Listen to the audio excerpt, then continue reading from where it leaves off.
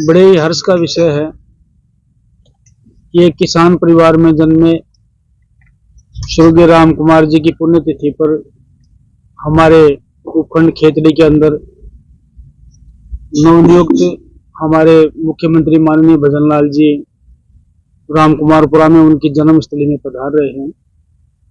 हर वर्ष ये रूटीन का प्रोग्राम है, उनकी ये 52वीं पुण्यतिथि है, हर वर्ष मनाई जाती है।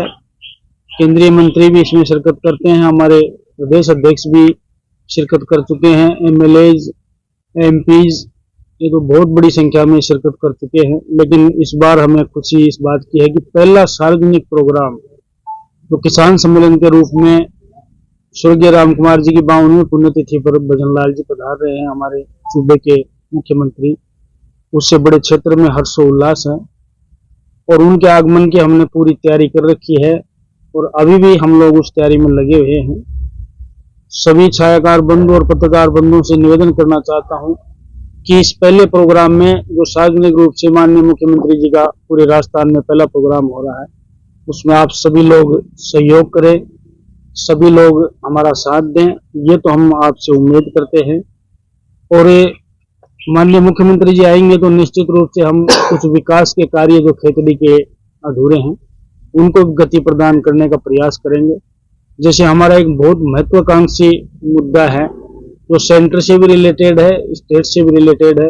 माननीय मुख्यमंत्री जी के माध्यम से हम जो हिंदुस्तान कॉपर लिमिटेड का हमारा एक बहुत बड़ा उपक्रम है, उसमें हम शेखावाटी की लाइफ लाइन कहते हैं और विशेष रूप से खेतड़ी का तो उसमें बहुत बड़ा योगदान है और खेतड़ी की कायाकल्प हो सकती है अगर इसमें जो भी प्लांट बंद हैं, चाहे रिफाइनरी है, चाहे कंसंट्रेटर है, चाहे प्रोसेसिंग प्लांट है। और अभी हमारी मैडम कलेक्टर महोदया ने बताया था कि हम आगे एक प्रोसेस यूनिट लगा के इसमें जो हमारे एस्क हैं उसमें हमारे सोने की मात्रा भी है और चांदी की भी मात्रा है। अगर ऐसा कुछ हुआ तो मैं समझता हूँ खेतड़ी के लिए वो बहुत बड़ी उपलब्धि होगी। माननीय मुख्यमंत्री के माध्यम से हम सेंटर को ये चीज भेजेंगे, मैनेजमेंट से मैंने मांगी भी है और इसमें जितना बन पड़ेगा वो हम करेंगे। पहले भी आपके माध्यम से या पब्लिकली हमने इस एचसीएल के बारे में जहां भी मुझे प्लेटफॉर्म मिला उसमें मैंने एचसीएल की आवाज उठाई है और आगे भी उठाता रहूंगा। कितना कर पाता हूं, कितना हो पाता है, ये भविष्य के गर्व में है। दूसरा, हमारा जो रोजगार पर जो हम अगर कंसंट्रेट करते हैं तो रोजगार के जो अवसर हैं वो एक बड़े उपक्रम से मिलते हैं। हमारा जो एक ये जो बांसचाल खेतड़ी रिजर्व एक टाइगर का है, उसमें टाइगर की संख्या तो नहीं है लेकिन लेपर्ड्स की हम संख्या बढ़ाने की कोशिश करेंगे और भी वन्य जीव उनकी संख्या बढ़ाने की कोशिश करेंगे। इसमें जो बजट है वो बजट हम अगर कोई जरूरत पड़ी तो और राज्य सरकार से बजट स्वीकृत कराने की कोशिश करेंगे।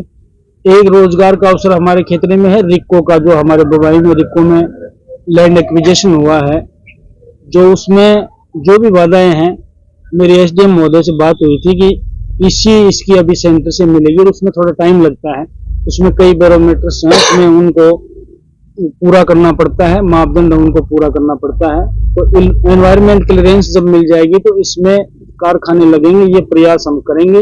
उससे एक आम युवा को रोजगार मिलेगा और यहाँ पर रोजगार के द्वार खुलेंगे। तीसरा, हमारा डेयरी का प्लांट है बबाई के अंदर, दूध डेयरी का, उसकी कैपेसिटी तो 25,000 लीटर है, लेकिन उसमें आवक मुझे अभी मालूम किया मैंने, पलसाना डेयरी से संचालित होती है। वहाँ के मैनेजर से मैंने बात की तो उन्होंने कहा कि हमारे पास उपलब्धता भी 6-7 हजार लीटर की है और वो भी कंटिन्यूटी में नहीं है, मौसम के हिसाब से वो बढ़ती घटती रहती है। उसका भी प्रयास करेंगे कि जो दूध की बूथ हैं वो बढ़ाए जाएंगे और उनसे समन्वय बिठा के इसको भी एक रूटीन में लाएंगे। वो भी एक रोजगार का अवसर है, इसमें भी 1000 लोगों का या उससे भी ज्यादा लोगों का इसमें प्रत्यक्ष अप्रत्यक्ष रोजगार से जुड़ सकते हैं। हम वही कार्य करेंगे जिसमें रोजगार के अवसर बढ़े। हमारी खेतड़ी पहले से पिछड़ी हुई है और उसमें रोजगार के अवसर ज्यादा से ज्यादा हो, हमारा प्रयास 5 वर्ष के कार्यकाल में रहेगा।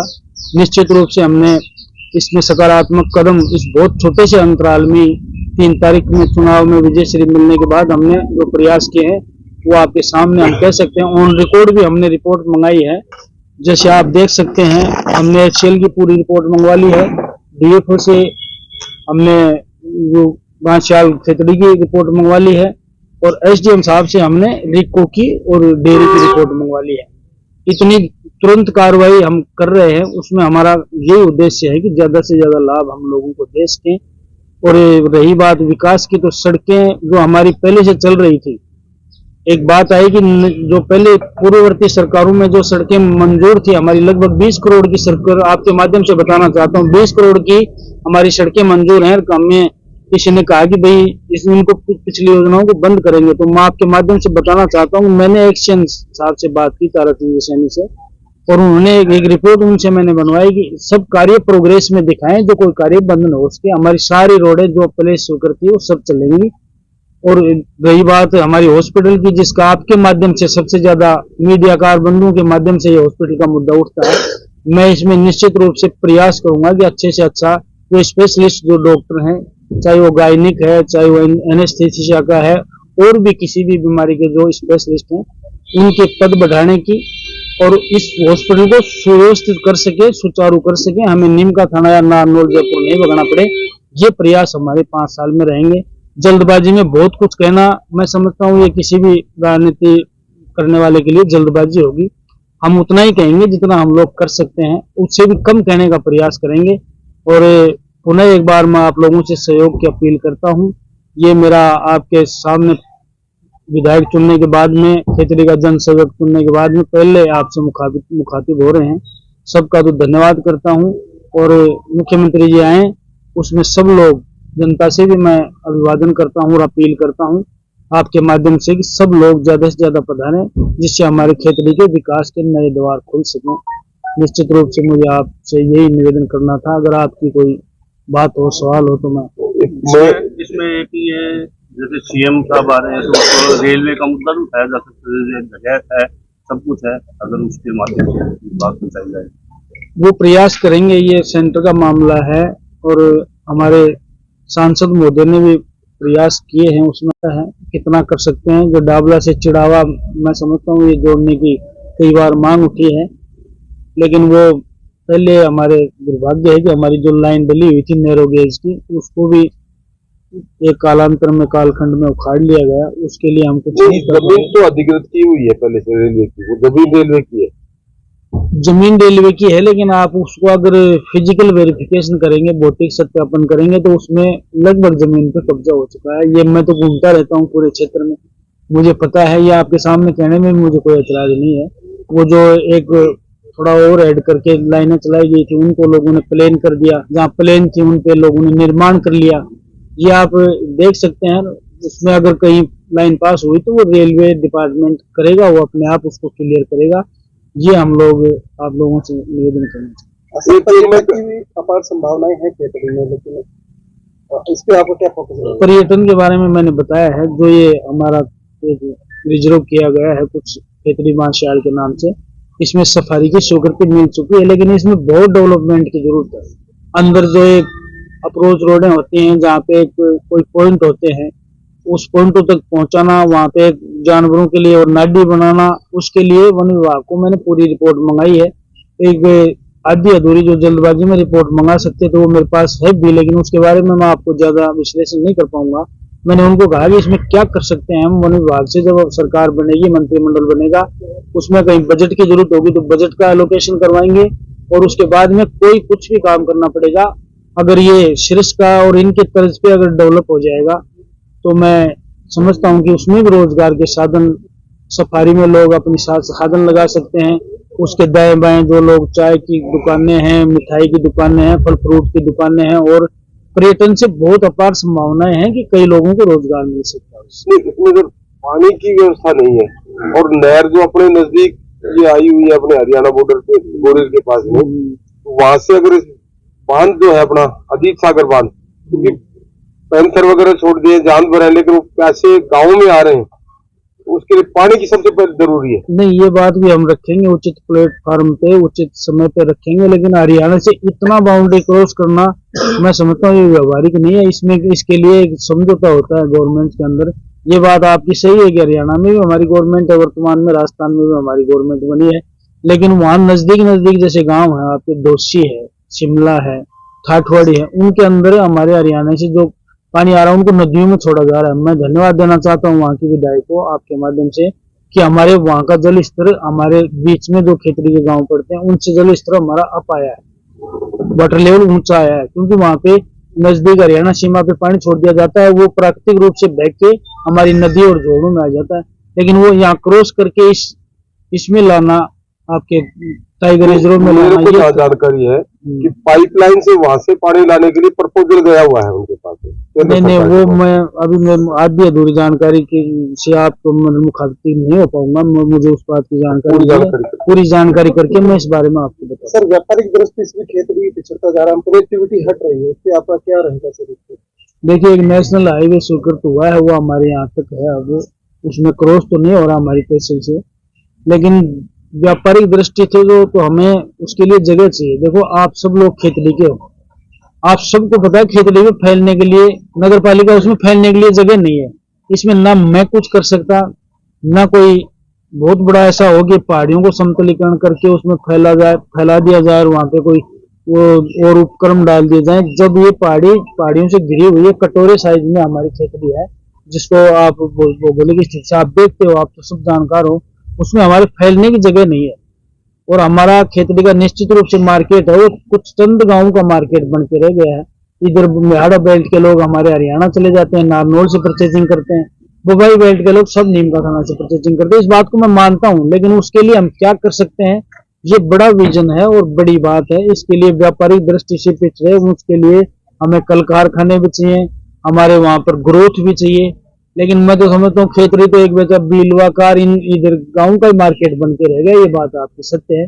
उसमें प्राकृतिक जो हमारी स्थिति है वो याद आ रही है। अगर इसमें फैलने की जगह हो तो सब और ऑफिस भी आ सकते हैं। हमारे छोटे छोटे ऑफिस बनाने के लिए हमें कितनी दूर आना पड़ता है, जहाँ पे हम ये नानू वाली बावड़ी से भी खरकड़ा रोड पे हम पहुंचे हैं ऑफिस बनाने के लिए। तो हमारी भौगोलिक स्थिति, खेतड़ी की जो पहाड़ी संरचना है, वो भी हमारे लिए कहीं ना कहीं बाधा है। एक समय तो था जब हमारे यहाँ से लिख के दे दिया गया था कि मतलब फिजिकली संभव नहीं है इलेक्ट्रिफिकेशन, बिजली संभव ही नहीं है खेतड़ी के अंदर, और कई वर्षों तक हम बिजली से वंचित रहे। हमारा जिला इलेक्ट्रीफाइड हो गया था, लेकिन मैं धन्यवाद देना चाहता हूं तत्कालीन मुख्यमंत्री धर्म सिंह जी को कि उन्होंने नॉन फिजिबल से इसको फिजिबल किया गया। उस टाइम स्वर्गीय मालाराम जी यहाँ विधायक थे, और फिजिबल करने के बाद में पहाड़ों में लाइट गई। ये भी मैं एक भारतीय जनता पार्टी की उपलब्धि मानता हूँ। जिसमें नगर पालिका का विस्तार हो सके, जैसे आपने कहा कि जैसे अपने कई पंचायतें हैं वो जुड़ जाए, तो शिकलास की नगर पालिका अपने उस नगर पालिका का कुछ हाँ हुआ है, कोटपुतली में भी हुआ, कई ग्राम पंचायतों को जोड़ के नगर पालिका में विस्तार हुआ है। ये बात सही, बात आपकी ध्यान रखी जाएगी।